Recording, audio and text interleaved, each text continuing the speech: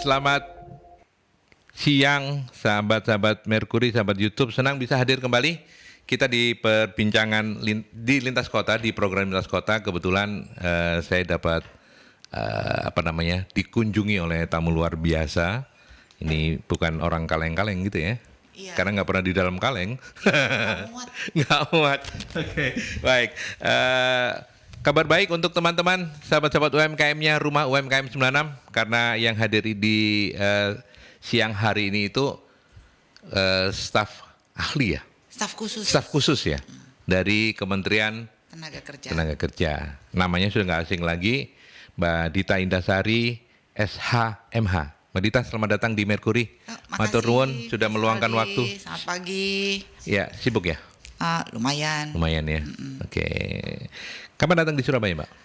Kemarin ya? Ya, kemarin datang terus siang ini ke sini. Tapi saya senang. Roadshow nih. Iya, minggu lalu kita di radio juga ya.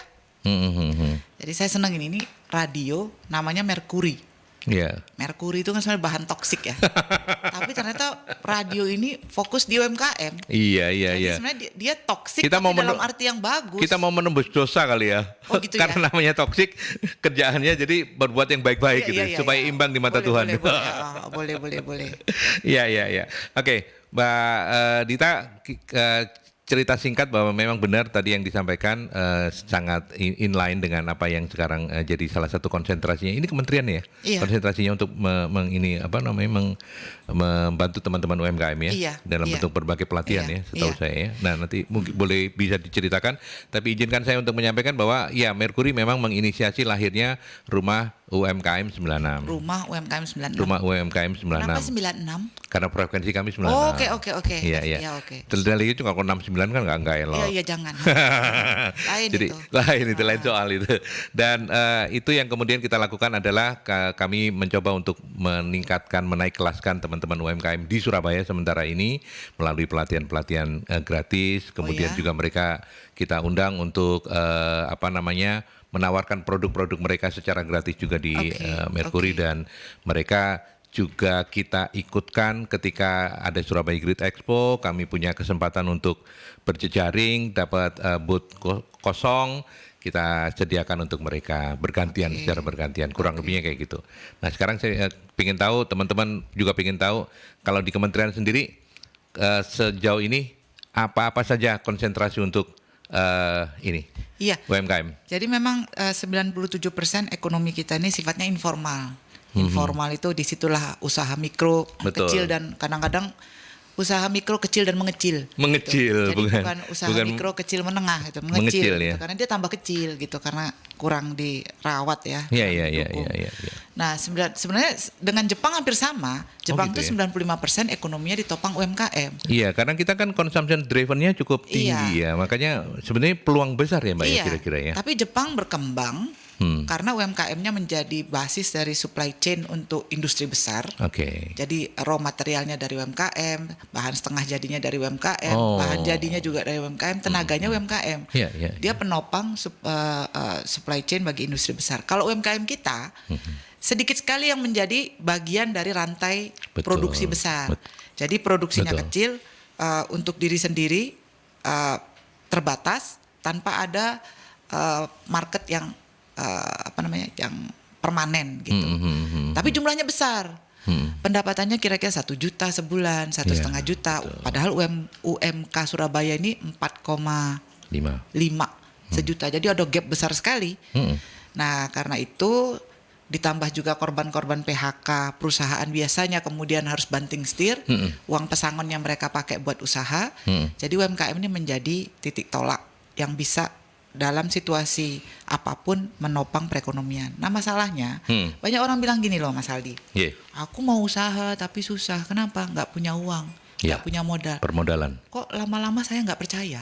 Walaupun itu eksis ya, itu masalah itu eksis. Karena gini Mas, seluruh kementerian, Pemkot, Pemda, Pemprov, Pemkap itu punya anggaran permodalan hibah untuk UMKM, benar kan? Betul. Pemkot Surabaya punya. Pemprov Jatim punya, Pemkap Sidoarjo punya, kementerian kami punya, UMKM Koperasi punya, kementerian apa lagi?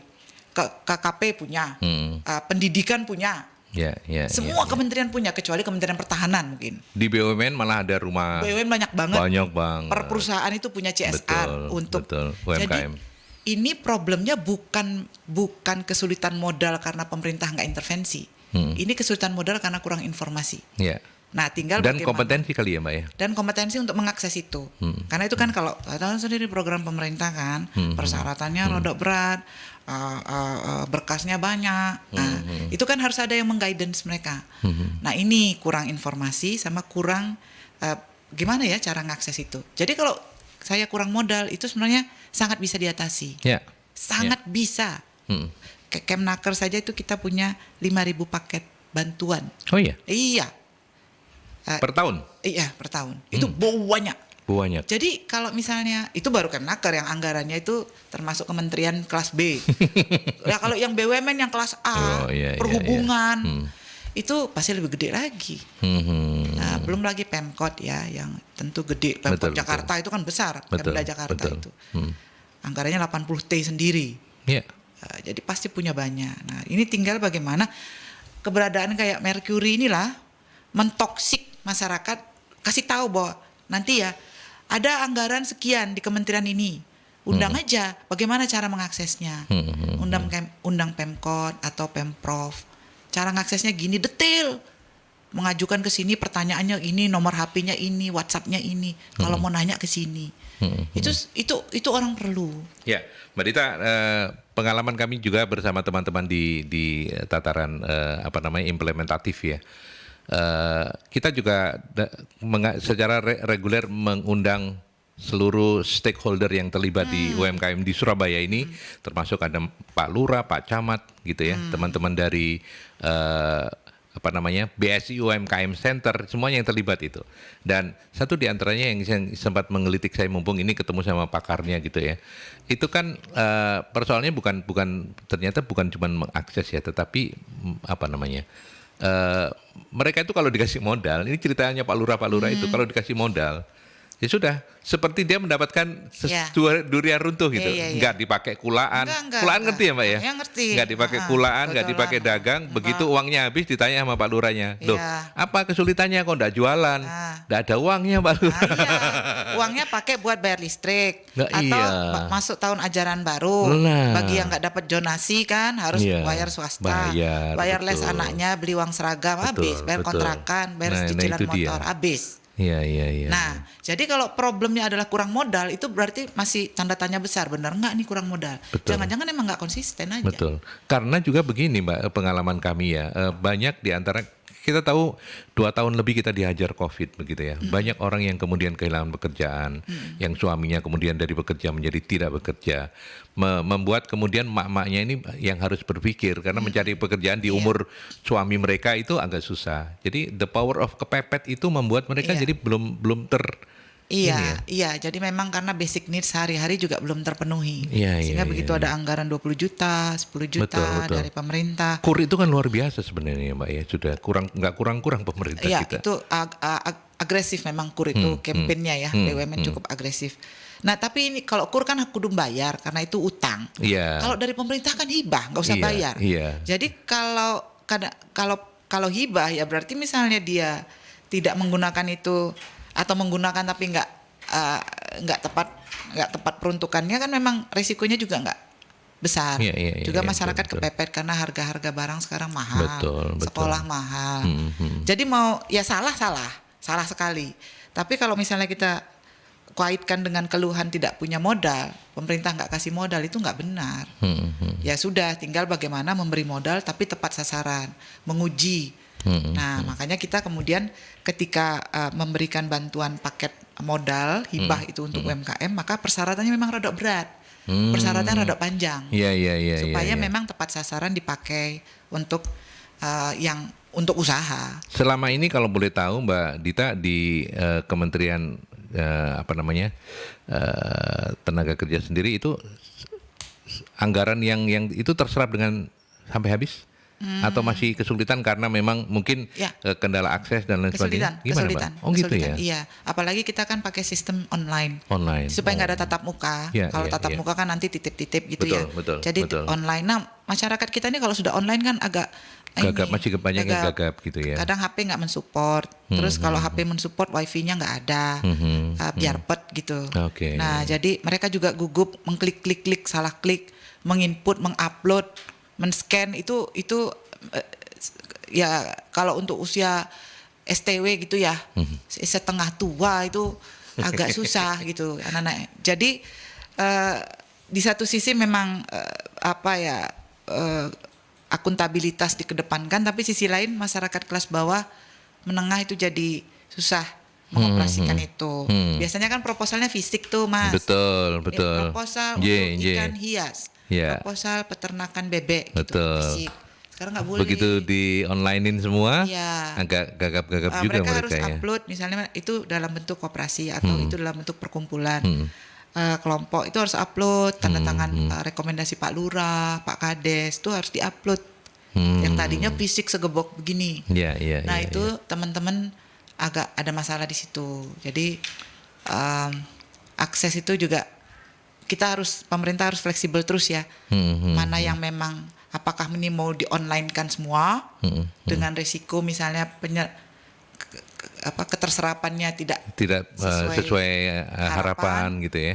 Tapi apakah ada jalur manual juga bagi yang memang tidak terserap di sini? Betul. Itu kita debat terus di dalam seberapa besar sih toleransi kita. Artinya sampai hari ini memang masih sedang dicarikan solusi terbaiknya ya? Iya, belum sampai pada solusi ya? Karena memang yang tersisa itu lumayan banyak. Oke. Apalagi pemerintah tuh mensyaratkan begini loh. Ini kesepakatan beberapa kementerian ya di Jakarta. Pokoknya yang menerima bantuan UMKM ini jangan mereka yang sudah menerima bantuan pemerintah dalam bentuk lain. Misalnya PKH. Misalnya apa bantuan lagi? Bantuan BSU, bantuan subsidi upah, itu kan dari kita. Nggak boleh juga bantuan BLT, cash apa gitu bansos lain, BSUM nggak boleh, prakerja.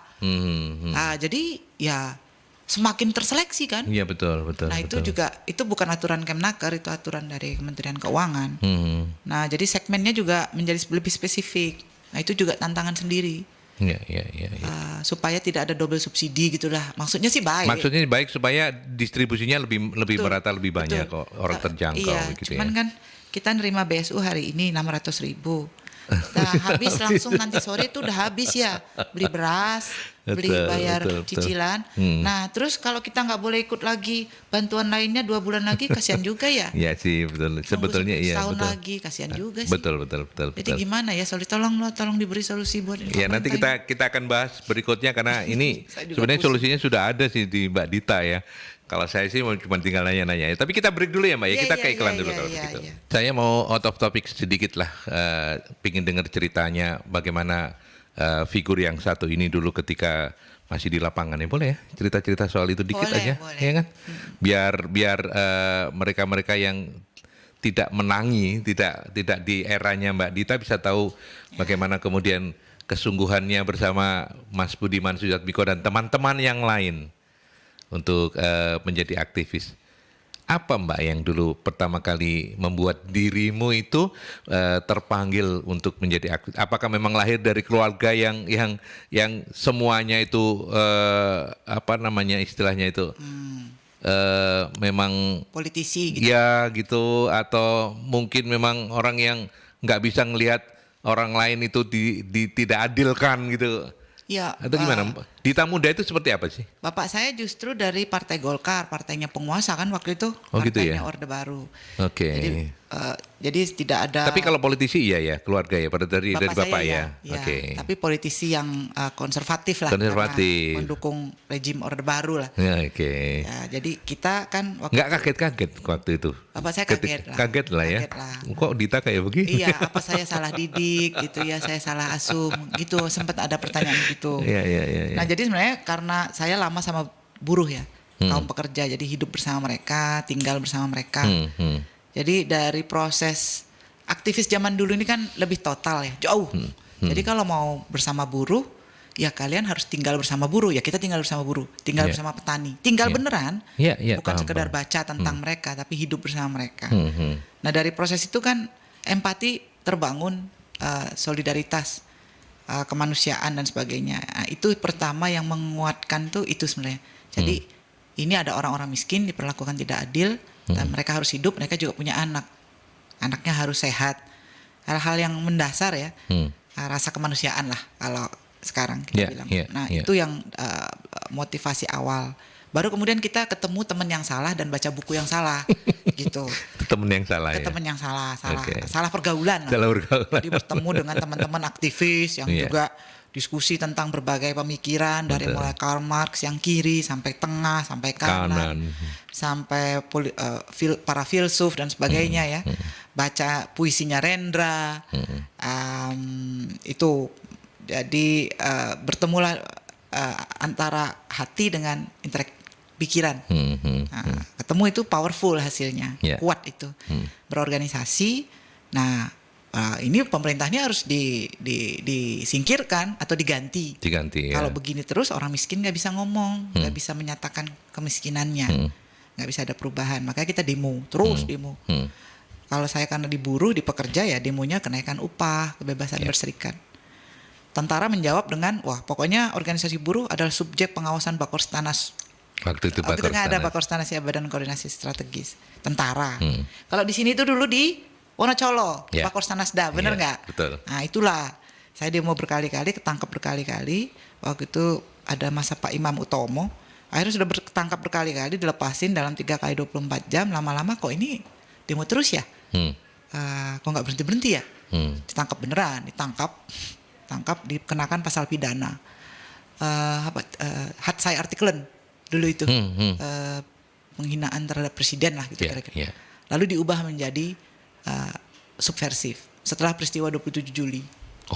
Jadi mereka menganggap ini adalah rangkaian dari upaya untuk mengganti pemerintah yang sah. Padahal sebetulnya itu dua hal yang berbeda ya? Atau memang akarnya sama? Iya, kita memang pemerintah Orde Baru ini harus diganti. Dengan semangatnya yang sama lebih ya? demokratis ya. Semangatnya yang sama. Cuma bukan teroris ya, tapi mengganti dalam wujud politik ya. Kalau disebut revolusi politik, bukan revolusi sosial, revolusi politik lah gitu. Hasilnya reformasi memang. Nah itu, jadi tentara turun tangan, polisi turun tangan ditangkap, ya semuanya kena undang-undang anti subversif. Saya ketangkap di Tandes ini loh. Itu masuk ke Polwil Tabes Surabaya. Sempat berapa lama itu? Masuk Polwil 3 bulan, lalu pindah ke rumah sakit Medaeng Waru.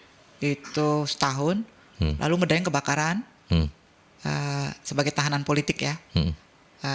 Baru Medaeng kebakaran, kayaknya saya dicurigai juga ikut membakar Medaeng gitu. Padahal enggak ya? Iya namanya politik, padahal ya enggak lah gimana.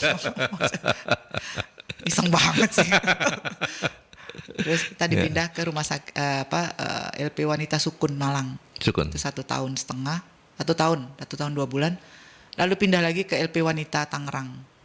Jadi total 3 tahun. 3 tahun. Sebagai narapidana politik. Lalu Pak Habibie naik sebagai presiden, dia kasih amnesti ke seluruh narapidana politik. Lalu Gus Dur berkuasa, dia kasih amnesti ke semuanya. Bukan hanya narapidana kita PRD waktu itu, tapi juga ke narapidana politik Shanana Gusmao, Timor Leste, mantan PKI, sayap kanan juga NII ya, dilepas semua oleh Gus Dur. Amnesti besar-besaran waktu itu. Ya, seorang Dita Indasari ini juga pengagumnya Gus Dur ya. Iya. Apa yang Anda kagumi dari Gus Dur, Mbak? Pemikirannya? Ya, Gus Dur tidak punya prasangka. Beliau itu hidup di itu yang menjadi keseharian kita ya. Orang-orang di sekeliling kita itu berprasangka semua terhadap kita ya. Dia nggak punya prasangka, bukan karena lugu juga, bukan. Tapi beliau itu bisa melihat, memahami seseorang lepas dari itu prasangka. Apa karena memang Gus Dur takdirnya wali ya, Mbak? Iya mungkin, tapi itu juga mungkin menurut saya karena kecerdasan ya. Dia bisa menangkap apa yang tidak kita sampaikan, tapi mau kita sampaikan. Sesuatu yang tersirat. Ada orang dengan punya kecerdasan emosional, kecerdasan intelligence, kecerdasan spiritual, di luar kecerdasan kognitif ya. Misalnya ngurus UMKM ini kecerdasan kognitifnya Mas Aldi gitu kan. Tapi ada kecerdasan lain di luar itu yang ternyata Gus Dur kuasai itu. Dan saya surprise. Saya nggak terlalu sering ketemu Gus Dur, tapi begitu saya ketemu beliau, dia bisa memberi saya nasihat yang, oh ya benar gitu. Berarti dia tahu saya, karena dia memberi nasihat yang cocok buat saya. Ya, beberapa orang itu menyayangkan ketika ketika Gus Dur masuk mau menerima menjadi presiden. Anda termasuk yang menyayangkan Gus Dur menjadi presiden atau memang itu benar harus kayak begitu nih Gus Dur? Saya yang mempertahankan Gus Dur. Gitu ya. Sebagai presiden. Apa tidak sebaiknya dia hanya menjadi seorang guru bangsa? Enggak ya? Dengan cara berpikir seperti Gus Dur, menurut saya kalau beliau jadi presiden, polarisasi nggak akan separah ini. Tapi memang benar banyak hal yang meskipun sesingkat itu, termasuk juga membuat Imlek menjadi hari libur nasional. Itu kan sesuatu banget ya. Iya. Lalu dia menaikkan gaji PNS hampir 200%. Beliau Gus Dur itu menghapuskan kredit macet petani yang tanahnya di bawah 250 meter. Itu buat petani luar biasa loh. Itu ya. Tanahnya kecil tapi kebelit utang. Mungkin kur dulu, tapi dulu bukan namanya kur apa ya gitu namanya. Nah, itu dilepas sama Gus Dur. Nah, yang tanahnya di atas 250 sampai 1000 bayar tapi separoh.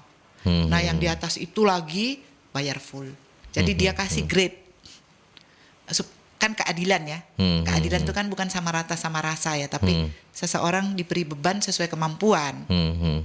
Diberi sesuatu sesuai kebutuhan. Nah, untuk yang kecil dia lepaskan bebannya full. Untuk yang menengah tetap lu bayar ya, tapi separoh.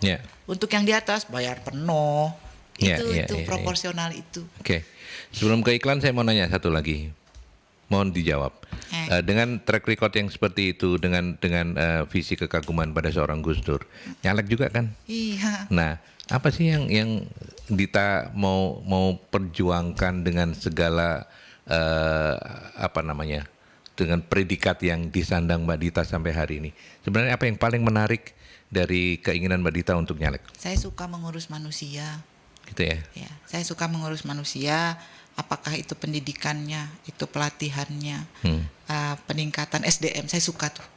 Walaupun mengurus manusia itu karena dia bukan fisik, kesehatannya, stunting, bagaimana setiap hari bisa makan telur, anak-anak ya, imunisasi, saya suka itu. Meskipun memang ngurus manusia itu outputnya nggak cepat kelihatan dibanding membangun fisik. Bangun fisik tuh langsung kelihatan. Wah, ada jembatan dibangun, wah keren nih Pak Bupati, Pak Wali, baru bangun jembatan, Pak Gubernur, Pak Presiden bangun jalan tol keren. Itu oke. Tapi pada akhirnya kan yang terpenting manusia. Itu. Nah, manusia kita ini bermasalah. Iya. Nggak usah pelan-pelan ngomongnya, karena revolusi mental juga di mana? Halo Pak Jokowi, kemana tuh revolusi? Oke, nanti kita lanjutkan, kita break dulu untuk ke iklan ya. Ya, kita lanjutkan, ini sesi yang terakhir sampai nanti kita tepat di titik 15.00. Mbak Dita, ini ada yang ingin sharing juga, bertanya bukan sharing. Namanya Ibu Ruby. Bu Ruby, selamat siang. Terima kasih sudah mampir di perbincangan saya bersama Mbak Dita Indasari. Ya. Mbak Dita, apa perbedaan buruh zaman dulu dan zaman sekarang? Itu pertanyaan pertama. Yang kedua, tentang Undang-Undang Cipta Kerja. Betulkah itu merugikan kaum buruh? Monggo, Mbak. Iya. Buruh zaman dulu dengan zaman sekarang. Sama aja? Sama-sama tetap buruh gitu ya? Sama-sama tetap buruh. Sama-sama tetap kerja. Dari jam 9 sampai jam 5, kadang-kadang sampai jam 9 lagi. Bedanya di organisasinya, Bu Ruby. Jadi kalau dulu organisasi buruh itu kan terbatas, hanya satu, pemerintah hanya boleh satu, berdiri organisasi hanya satu. Kalau sekarang itu ada 300 kali. Organisasi buruh banyak sekali. Konfederasinya aja ada 20. Belum lagi federasi, belum lagi sektoral, belum lagi berbasis kota, kabupaten, provinsi, itu banyak sekali. 300. Dan mereka ini leading sektornya kementeriannya Mbak Dita ya? Iya kan? Iya. Okay. Nah, jadi bedanya di organisasi, Mbak. Satu, kedua bedanya di karakter pemimpinnya. Kalau pemimpin serikat buruh atau serikat pekerja zaman dulu memang yang tadi saya bilang lahir dari keterbatasan, ketiadaan, kesusahan, kekerasan. Kalau pemimpin serikat buruh zaman pasca reformasi kan mereka lebih banyak bisa mengakses fasilitas dan mengakses media. Contohnya, dulu kalau saya begini, ini pulangnya kan udah nggak nyampe rumah ya. Di Merkur ini saya di luar itu udah hilang gitu. Kalau sekarang kan nggak apa-apa. Gitu. Nah itu bedanya. Itu membentuk karakter. Ketiga, sekarang memang politik lebih kental nuansa politik di perjuangan buruh.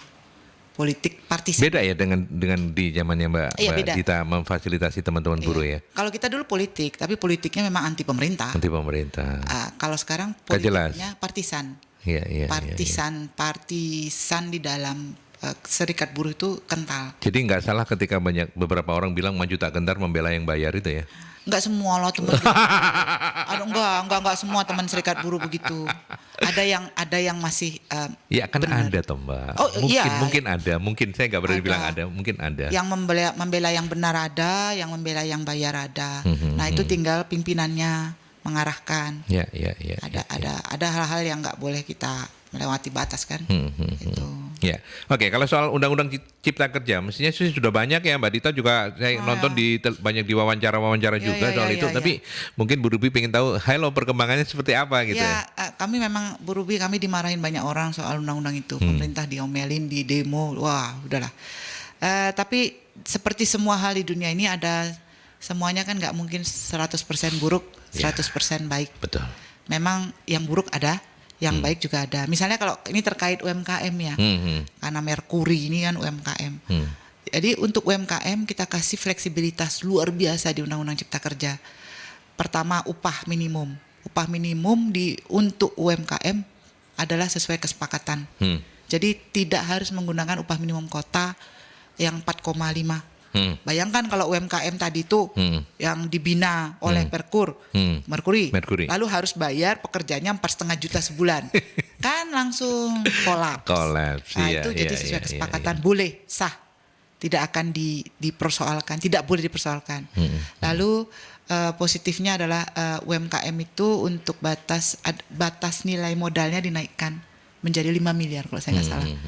Untuk permodalan UMKM sehingga dia bisa tetap masuk kategori usaha mikro kecil supaya pajaknya yang dia bayar nggak terlalu besar. Tidak terlalu besar, betul. Jadi itu hal-hal yang juga teman-teman perlu tahu.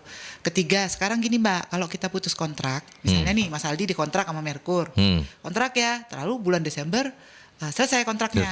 Kalau dulu goodbye Mas Aldi, gitu. Kalau sekarang tetap dikasih kompensasi 1 bulan gaji. Oh gitu ya? Ya, jadi misalnya jangan sampai, misalnya putus kontrak nih selesai ya Mas Aldi ini 1 bulan gaji, gitu.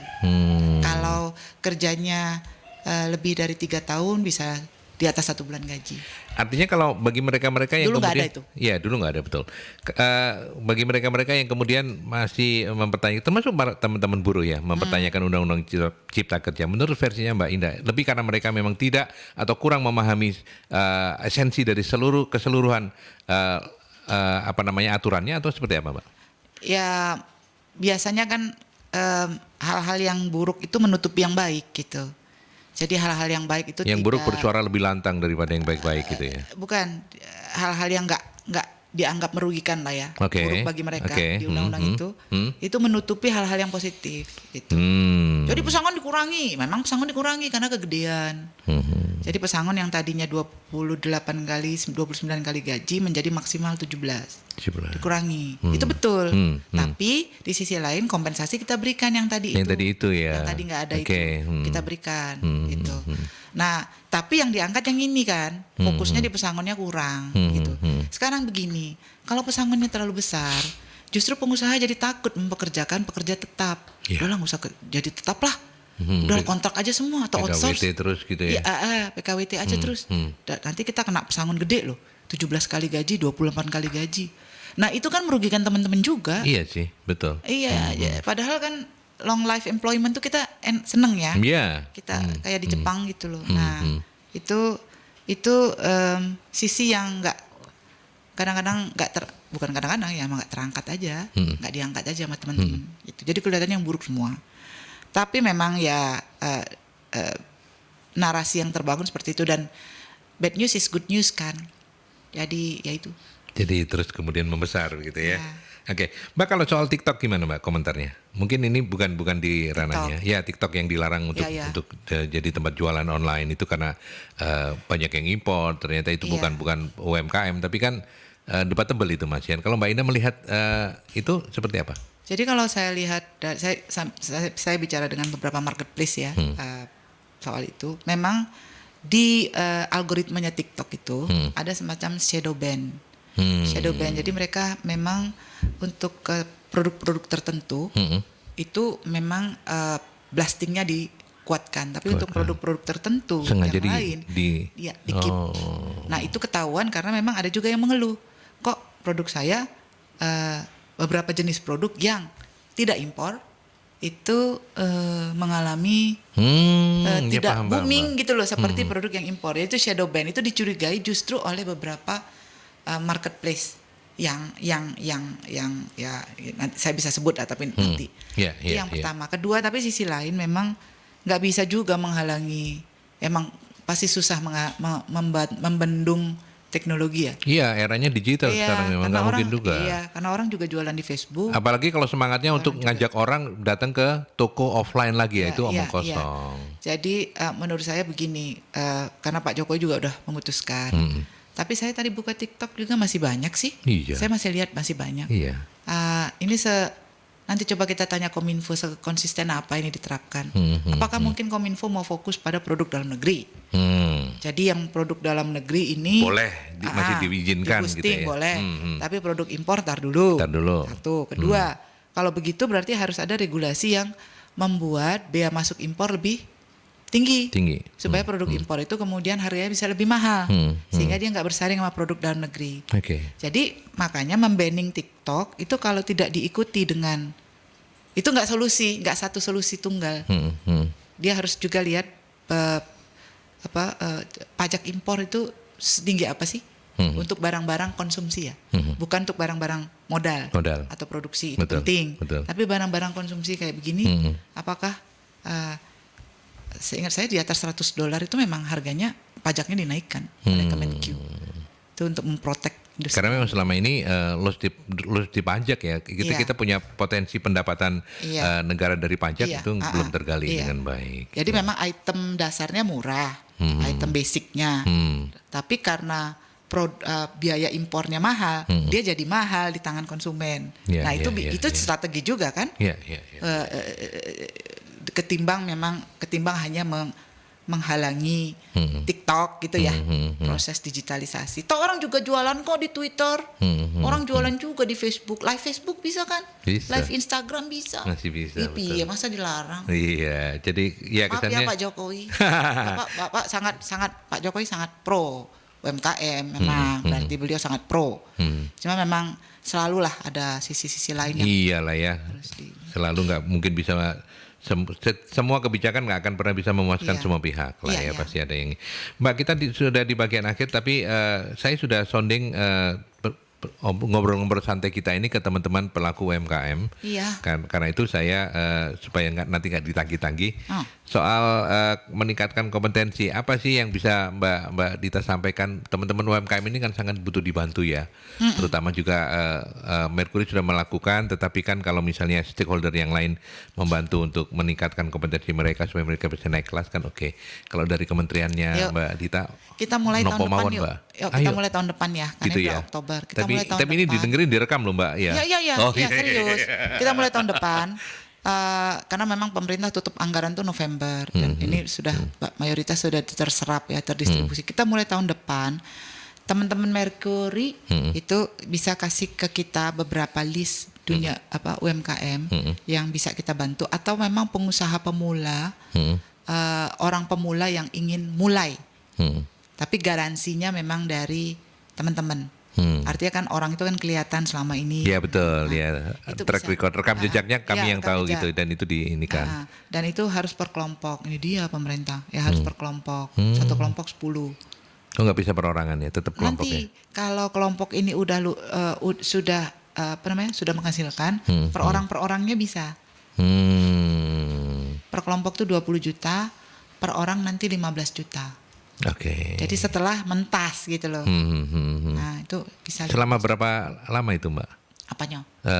Mereka dibilang mentas itu setelah setahun. Setahun ya. Misalnya nih kita kasih nih ya, anggarannya turun misalnya Maret 2024, turun 20 juta. Wah, bagus nih UMKM-nya Mas Aldi. Nah, berarti 10 kalau nama di situ itu semua dianggap bagus. Oh. Nah, 10 nama ini tahun depan entitled untuk 15 juta per orang. Oke, oh gitu. Namanya lanjutan. Oke. Jadi itu. Jadi dia berkelanjutan 2024 2025. Per tahun ya berarti ya. Iya. Itu kalau sebelum dirimu menjadi legislator ya? Enggak, ini kan tahun 2024 masih bisa. Masih bisa ya. Kemenaker masih berdiri kokoh. Oh iya Kemenakernya, tapi kan aku nggak punya Mbak Indah di sana lagi, Mbak Dita di sana lagi gitu masih. kan? Oh, masih ada. Insya Allah kalau tidak ada angin puyuh kan sampai Oktober 2024. Iya. Masih di situ. Oke. Baik, apa yang ingin disampaikan Mbak sebagai closing statement untuk karena program kita ini juga didengerin teman-teman pelaku UMKM di Surabaya ini yang ya kalau dibilang so far so good. Cuman kan mereka tetap butuh penguatan ya. Mbak Ida mau disampaikan apa? Ya, pertama memang tantangan kan sulit sekarang ini. Market juga cenderung mengecil karena daya beli orang juga turun. Harga barang-barang luar biasa mahal. Jadi menurut saya memang teman-teman UMKM ini berada dalam situasi di mana ujiannya besar. Berjejaringlah karena jejaring itulah yang bisa membantu kita banyak. Pemerintah iya udah pasti, tapi coba dunia usaha swasta itu harus dikilik-kilik karena mereka punya CSR. Jangan lupa BPJS juga punya pembinaan lingkungan. Jangan lupa BNI, BRI, Mandiri. Ya, itu uang gede yang mereka bukan hanya punya KUR, mereka juga punya pembinaan UMKM. Hibah tanpa KUR. Coba orang-orang seperti Mas Aldi ini yang punya passion di situ, berjejaring, itu caleg juga, nggak apa-apa, itu dinas-dinas berjejaring seluas-luasnya, gitu. Jadi supaya beban kalian bisa banyak yang pikul juga gitu. Ya, oke.